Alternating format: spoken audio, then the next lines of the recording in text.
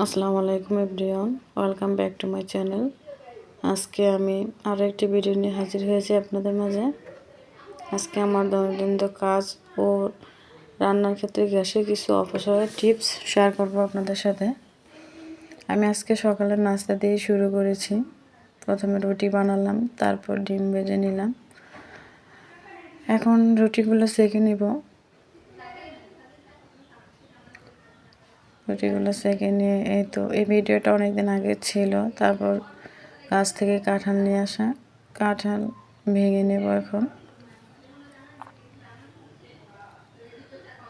মাশাআল্লাহ কাঁঠালের কোষগুলো অনেক মিষ্টি ছিল।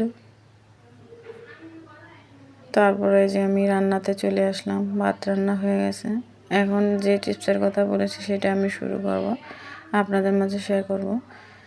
আমরা যারা সিলিন্ডার ব্যবহার করি তাদের কিন্তু দেখা গেছে প্রতি মাসে একটা টাকা গুনতে হয়।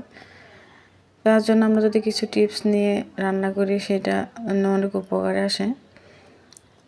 যাতে যেমন ডাল রান্নার সময় ডালের উপরে একটা পাত্র দেব, পাত্রের মধ্যে পানি দিয়ে ঢেকে রাখবো। তাহলে কি অল্প পরিমাণ পানি দিয়ে ডালটা সিদ্ধ হয়ে গেলে ওই যে পাত্রের উপরে যেই পানিটা দিয়ে রেখেছিলাম সেই পানিটা, গরম পানিটা ডালের মধ্যে দিয়ে দিলে ডালটা খুবই তাড়াতাড়ি বলক চলে আসে। এভাবে রান্না করলে আমাদের জন্য অনেকই ভালো হয়।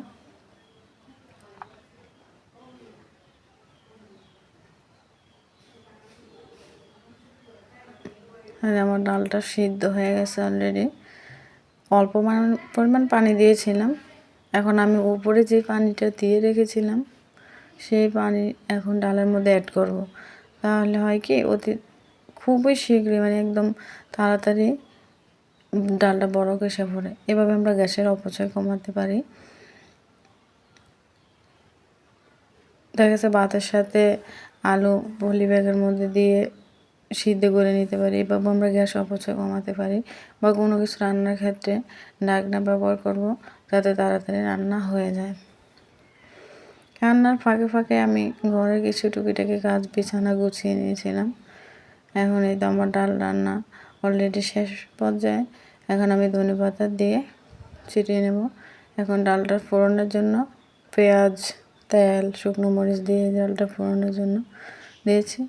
এই তো ডালটা বাগার দেওয়া শেষ। এখন আমি মাছ রান্না করব। তার জন্য মাছ প্রথমে গরম পানি দিয়ে ধুয়ে নেব, তারপর পরিমাণ মতো তেল দিয়ে মাছটা ভেজে নেব। এটা এখন কড়াইতে তেল, পেঁয়াজ, কাঁচামরিচ এগুলো দিয়ে আজকে মাছটা রান্না করব শাক দিয়ে, শাক আর আলু দিয়ে। শাকটা ছিল কলমের শাক। আমার কাছে শাক দিয়ে মাছ রান্না করলে খুবই ভালো লাগে খেতে। আপনারাও বাসায় ট্রাই করে দেখতে পারেন। এই তো আমি হলুদ, মরিচ, লবণ এগুলা শাকের সাথে অ্যাড করে দিয়েছি।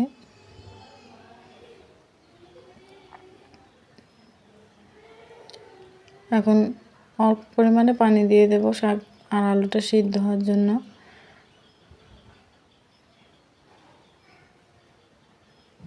পরে মাছ দিয়ে দিলাম। এখন পরিমাণ মতো পানি দিয়ে দেব। এখান থেকে ঝোল রাখা হবে। এই তো আমার রান্না শেষ। মাশাআল্লাহ খুবই সুন্দর হয়েছিল, খেতেও খুব মজা হয়েছিল। আপনারা এভাবে পাতা দিয়ে বাসায় ট্রাই করতে পারেন। তারপরে তো আমার সব কাজ শেষ, রান্না বান্নার কাজ শেষ। এখন থালা বাসন এগুলো ধুয়ে নেব। আমার ভিডিওটা যদি আপনাদের কাছে ভালো লাগে বা একটু উপকারে আসে তাহলে অবশ্যই আমার চ্যানেলটা সাবস্ক্রাইব করতে ভুলবেন না।